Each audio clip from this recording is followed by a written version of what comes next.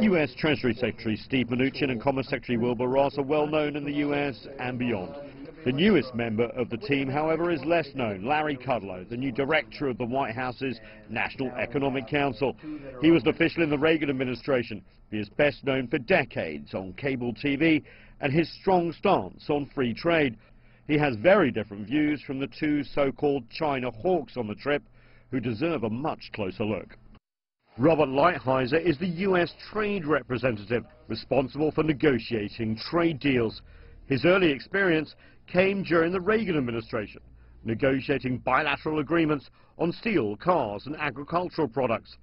He negotiated Japanese import quotas, and in the private sector he practiced international trade law. He has criticized China's entry into the World Trade Organization and has advocated a more adversarial approach to Beijing.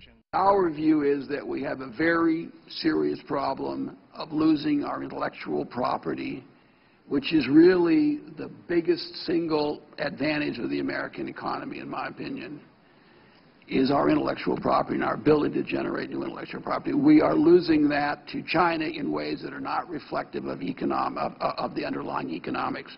When it comes to being a fierce critic of China, perhaps no one at the White House is more so than Peter Navarro, the Director of Trade and Industrial Policy. Hi, I'm Peter Navarro, Director of Death by China. He is infamous for his book, which was turned into a film called Death by China. The film has been debunked by many economists, but Donald Trump saw it and liked it. Death by China was funded in part by U.S. steel giant Nucor to the tune of $1 million. Navarro believes China is solely responsible for the U.S. manufacturing decline. His views are so extreme that he even gets pushback on the conservative pro-Trump TV network, Fox News. The steel-using industries in the U.S. employ about 6.5 million Americans.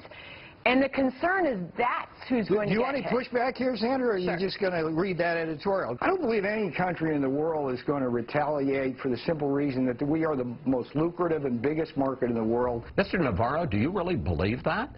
Yes, I do.